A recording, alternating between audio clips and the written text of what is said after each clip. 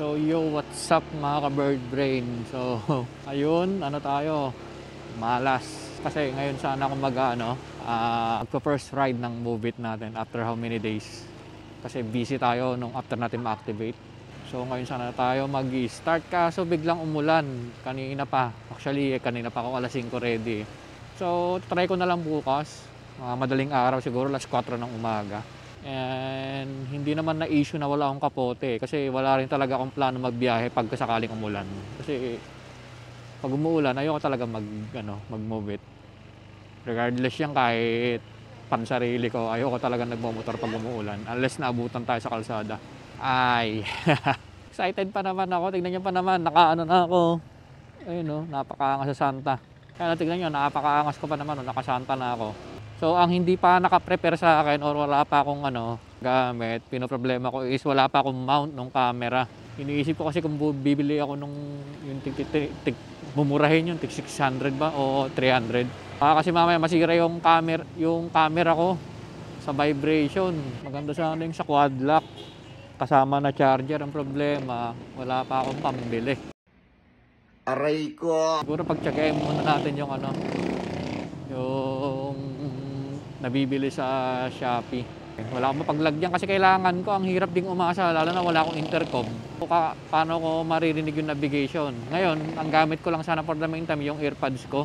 Ang problema noon, pag wala kang navigation is may scenario minsan na sa navigation mo, delay. Yung GPS hindi ma-detect. So biglang magsasalita yan, iba ituturo niyang daan. Bigla siyang reroute. So may tendency malito ka, lalo na pag di mo kabisado yung lugar. Unless na lang siguro kabisado natin yung daan, no? Pero anyway, okay na sa akin yun, yung hindi ko nakikita yung navigation. Basta naririnig ko siya. Bahala na, sabak na yun. Mas mainam kasi na may headset kaysa yung wala kang navigation para sa akin. May navigation ka nga, wala ka namang hindi mo naririnig, ang layo. So mas okay para sa akin yung naririnig kaysa yung nakikita. Isa pang iniisip ko is saan ko ilalagay yung helmet. Nag-iisip ako ng alternative na way kasi hindi siya kasya sa box ko, ay sa compartment. Ayoko naman maglagay ng top box kasi hindi ko naman totally full time yung pag-move it. Pa-part time lang natin to. So iniisip ko kung bibili na lang ako ng bag na may parang foam siya para hindi magasgas tong kaha. Then ilalagay ko dito sa harap. So bahala na. Sayang, ganado pa naman na ako mga ka-bird brain. Kita nyo naman, naka-outfitan na ako. Outfit check, move it. Helmet check, move it. Ayoko naman, actually medyo humina na siya. Ayoko namang i-risk na ibiyahe kasi nga mamaya maabutan kami ng ulan ng passenger ko. Alangan namang paghintayin ko yun. Lalo na siguro kung okay na sa kanya magkapote. Siyempre kung wala akong kapote, magagalit yun. I-report ako nun na siyempre hindi ka ready. Consider as yun eh. So in future, bibili rin talaga ako ng kapote. Kasi nga, kagaya nun, pag nasa biyahe ka, biglang umulan. So kailangan mo magkapote kasi i-report ka ng customer mo pag wala kang kapote. So ikot-ikot muna tayo. At mahina. Sayang, gusto ko pa naman matesting sana kahit malapitan lang. So bahala na, mamayang madaling araw na lang try natin. Alas 4 siguro, gising tayo ng alas 3. Ang pinoproblema ko, gusto kong mag-jogging ng alas 3 eh. So tignan natin, bahala na. Or jogging muna ako 1 hour. Then ligo na, direkta. Para ang babanatan natin ng mga oras na yun, yung mga pauwing call center at saka mga papasok. Actually, mas okay magbiyahe ng ganong oras eh. Risky nga lang yung midnight shift. Mas gusto ko sana yung ganon eh. Ang problema sa ganong oras, risky. Lalo na pag malayuan.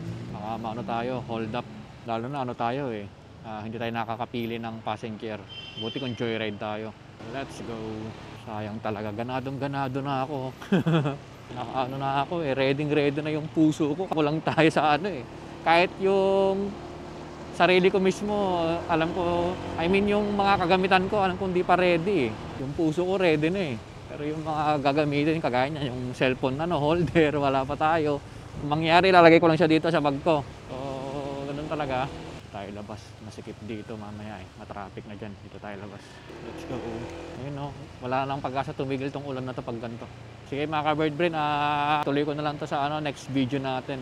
Kailangan ko na magmadali, abutan ako naman sa ulan, malayo-layo pa tayo. So kita-kits sa next episode, lagi yung tatandaan na hindi ka bobo, hindi ka tanga, at lalong hindi ka mangmang dahil ikaw ay isang bird brain.